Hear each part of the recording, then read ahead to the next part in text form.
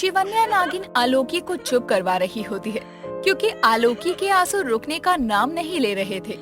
आज तक आलोकी ने शिवन्या की सेवा की और उसे सहारा दिया, लेकिन आज आलोकी टूट सी गई थी और उसको इतना परेशान शिवन्या ने अपनी जिंदगी में कभी नहीं देखा था।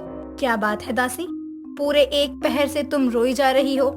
मुझे इसका कारण बताओ कि ऐसी क्या वजह है जो तुम इतना परेशान हो। कोई बात नहीं नागरानी, आप मुझे अकेला छोड़ दीजिए, मैं ठीक हूँ। नहीं, आखिर हमारे हर मुश्किल समय में तुमने हमारा साथ दिया है, तो हम तुमको अकेला कैसे छोड़ सकते हैं। तुम हमको बताओ कि तुमको क्या परेशानी है। ये हमारा हुक्म है दासी। शिवन्या के हुक्म को सुनकर आलोकी दासी को उसे सब कुछ बताना पड़ता है और वो अपनी कहानी बताना शुरू करती है। आलोकी नागिन मोहित नाम के एक नाग से बहुत प्रेम किया करती थी। उन दोनों को देखकर ऐसा लगता था कि वो दोनों एक दूसरे के लिए बने हैं। लेकिन कुछ समय से मोहित उसे समय देना बंद कर देता है और आलोकी उसे मिलने बुलाती है और उससे प्रश्न करती है। आखिर तुम मेरे साथ ऐसा क्यों कर रहे हो? तुम जानते हो ना, मैं तुमसे बहुत प्रेम करती हूँ, फिर भी तुम्हारा समय मेरे लिए नहीं है। आखिर क्यों? आलोकी, मुझे भूल जाओ। मेरे लिए अब तुम्हारे साथ रहना कठिन होगा। मैं किसी और से प्रेम करने लगा हूँ। लेकिन ऐसा कैसे हो सकता है? आखिर तुम अचानक कैसे बदल सकते हो? कौन है वो जो हमारे बीच आई है? बताओ मुझे। वो तुम्हारी तरह एक साधारण नागिन नहीं है, बल्कि परिलोक की एक परी है जिसका नाम मनोबाला है, और मैं उसे बहुत प्रेम करता हूँ और उसी के साथ रहना चाहता हूँ। इसलिए आज के बाद तुम मुझे कभी भी याद मत करना और मुझसे मिलने की कोशिश तो कदापि मत करना। मोहित ये बोलकर आलोकी को छोड़कर चला जाता है। आलोकी वहाँ फूट फूट कर रोने लगती है। बस इतनी सी बात। अगर तुम्हारे प्रेम में ताकत होगी तो मोहित तुम्हारे पास दोबारा जरूर आएगा। इसके लिए भले ही हम दोनों को परी लोक जाकर उस परी से मुकाबला भी क्यों ना करना पड़े, मैं उसके लिए तैयार हूँ। मैं तुम्हारा प्रेम तुम तक दोबारा लाकर ही रहूंगी। शिवन्या ये बोलकर आलोकी को समझाती है और उसके साथ परी लोक के लिए प्रस्थान करती है, जहाँ बहुत सारी सुंदर परियां थी। सुनहरी दुनिया जहाँ चमकती रोशनी थी, जहाँ जाकर वो परी मनोबाला को खोजती है, जिससे आलोकी का प्रेमी मोहित प्रेम करता था। कुछ देर बाद शिवन्या और आलोकी की नजर मनोबाला पर जाती है और वो उसे देखकर हैरत में पड़ जाते हैं, क्योंकि मनोबाला सच में बहुत ज्यादा सुंदर थी। उसके लंबे केश, चमकती त्वचा देखकर सब लोग हैरत में पड़ जाते हैं। उसके सुंदर पंख देखकर अब आलोकी का आत्मविश्वास डगमगाने लगा था और वो धीरे से शिवन्या को कहती है, नागरानी, मुझे ऐसा लगता है कि हमें यहाँ से चलना चाहिए। कहाँ यहाँ मनोबला सुंदर परी और कहाँ मैं एक साधारण नागिन। मैं तो आपकी तरह नागरानी भी नहीं हूँ, मेरा इससे कोई मुकाबला नहीं। शिवन्या आलोकी की एक बात नहीं सुनती और मनोबाला के समक्ष प्रस्तुत होती है और उसके बाद उसे ललकारते हुए कहती है, ये सब क्या है मनोबाला परी? क्या सच में देवलोक के अंदर पुरुषों की इतनी कमी हो गई है जो अब तुम नागलोक के पुरुषों को अपने छल से अपनाना चाहती हो? आखिर क्यों तुम आलोकी के प्रेमी मोहित के पीछे पड़ी हो? मुझे ध्यान से देखो नागरानी, मैं देवलोक की सबसे सुंदर परी हूँ। आखिर मुझे किसी के पीछे पड़ने की क्या जरूरत है? ये तो तुम्हारे नागलोक का मोहित ही है जो मुझ पर मोहित हो गया है। अब ऐसे में मेरी क्या गलती है? मेरा जब तक मन करेगा उसके साथ रहूंगी, और जब मेरा मन उससे भर जाएगा तो अपनी दासी को बोल देना कि अपने प्रेमी को वापस मुझसे ले ले। शिवन्या मनोबाला की आवाज सुनकर उसकी मंशा समझ जाती है, लेकिन मोहित को अब ये समझ जाना बेकार था, क्योंकि मोहित के ऊपर मनोबाला के प्रेम का भूत जो सवार था। ऐसे ही दिन बीतते हैं और शिवन्या मनोबाला से की हुई सारी वार्तालाप को याद करने की कोशिश करती है, जिसके बाद अचानक ही शिवन्या का ध्यान मनोबाला के हाथों पर जाता है, जिस पर बहुत सारी झुर्रियां थी। और ये देखकर शिवन्या के मन में एक सवाल आता है और वो अपने आप से कहती है, आखिर ऐसे कैसे हो सकता है? मनोबाला तो एक सुंदर परी है, फिर उसके हाथों पर बूढ़ों जैसे झुर्रियां कैसे हो सकती है?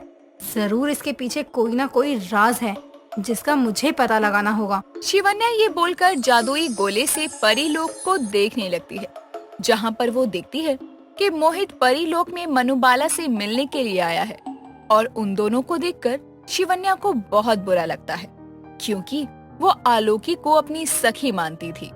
जिसके बाद शिवन्या जादुई गोले से देखती है कि मनोबाला मोहित को लेकर उत्तर दिशा की तरफ उड़ जाती है और ये होते देखकर शिवन्या कहती है, आखिर ये मोहित को लेकर उत्तरी दिशा की तरफ क्यों जा रही है? उत्तरी दिशा तो काली शक्तियों के हिस्से में आती है। जरूर ये मनोबाला की सुंदरता का कोई छल है। मुझे इसका पता लगाना ही होगा। जिसके बाद शिवन्या भी अपनी शक्तियों से उत्तर दिशा की तरफ प्रस्थान करती है, जहाँ पर जाकर वो देखती है कि अंधेरी गुफा के अंदर मनोबाला मोहित को लेकर जाती है, जिसके अंदर तंत्र विद्या का बहुत सारा सामान रखा था। मोहित भी गुफा के अंदर बढ़ता है और मनोबाला मोहित के ऊपर एक मंत्र फूंकती है, जिससे मोहित उसके वश में होकर कहता है, मैं तुम्हारे अधीन हूँ, बताओ मैं तुम्हारे लिए क्या कर सकता हूँ। मैं तुम्हें यहाँ आज बलि चढ़ाने के लिए लेकर आई हूँ, इसीलिए आज तुम्हें मेरे लिए अपने प्राण त्यागने होंगे। मनोबाला और मोहित की सारी बातें शिवन्या गुफा के अंदर ही एक पत्थर के पीछे छुपकर सुन रही थी। जिसके बाद वो देखती है कि मनोबाला एक बूढ़ी परी के रूप में आती है।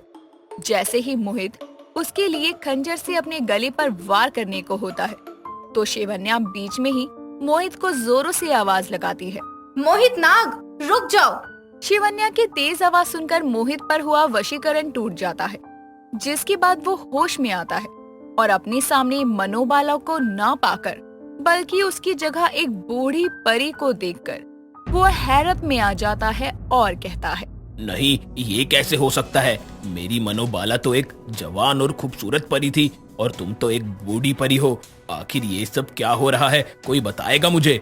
तुमको तुम्हारे पापों की सजा मिल रही है मोहित नाग। अगर मैं चाहती तो आज तुम्हें इसके हाथों बलि चढ़ने देती, लेकिन मैं कभी किसी के साथ बुरा होते हुए नहीं देख सकती, इसलिए मैंने आज तुम्हारे प्राण बचाने का फैसला किया है।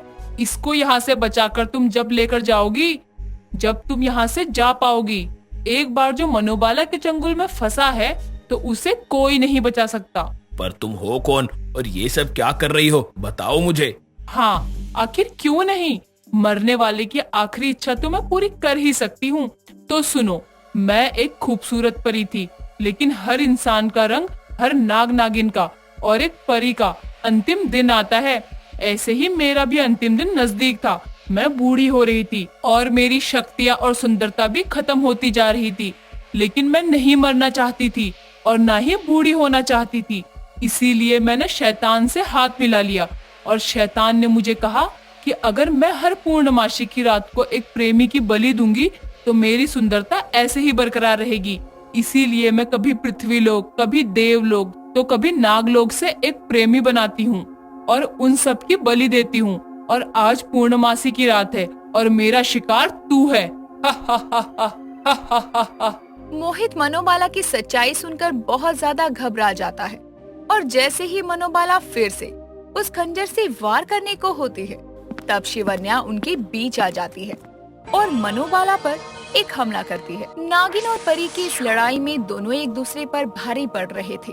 ऐसे में शिवन्या अपनी पूंछ में मनोबाला को जकड़ लेती है और मनोबाला कहती है, तुझे क्या लगता है शिवन्या, तू मुझे इस तरह पूंछ में जकड़कर मार डालेगी? मैं नहीं मर सकती। तुझे तो ये भी नहीं पता कि मेरी मौत के पीछे राज छुपा है और तुम मुझे ऐसे नहीं मार सकते।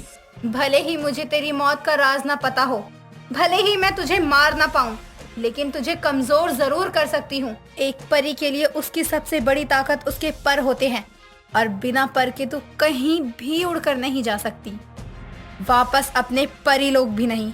तूने इस गुफा को अपने अंधकार की दुनिया बनाई है ना, अब तू सदा के लिए यहीं रहेगी। शिवन्या ये बोलकर उस गुफा के अंदर बहुत सारे शीशे प्रकट करती है, जिसके अंदर मनोबाला अपना प्रतिबिंब देखकर जोर जोर से रोने लगती है, क्योंकि वो अपने आप को बूढ़े रूप में नहीं देख पा रही थी।